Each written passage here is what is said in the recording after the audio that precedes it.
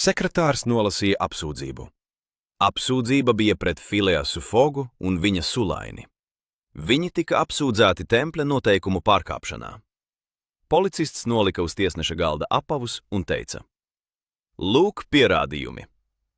"Mani apavi!" nedomājot, teica Paspartū. "Tātad jūs atzīstat savu pārkāpumu?" jautāja tiesnesis. "Jā," atbildēja Phileas Foggs un paskatījās pulkstenī. Tiesnesis nolasīja savu spriedumu. Paspartū saņem 15 dienu cietumsodu un 300 mārciņu naudas sodu.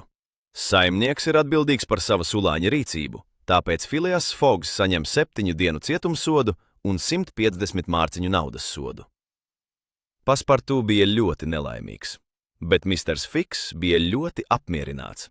Viņš bija pārliecināts, ka nedēļas laikā saņems no Londonas apcietināšanas orderi. "Piedāvāju iemaksāt drošības naudu," teica Phileas Foggs. "Jā, jums ir tādas tiesības," atbildēja tiesnesis. 1000 mārciņi par katru. Nekāda problēma. Foggs izņēma no somas banknotes, noskaitīja 2000, iedeva tiesnesim un mierīgi devās prom no tiesas zāles. Arī Auda un Paspartū devās prom kopā ar viņu. Fiks, satraukts un dusmīgs, devās viņiem pakaļ un ieraudzīja, kā viņi iekāpja laivā un dodas uz kuģi Ranguna, kas stāvēja ostā.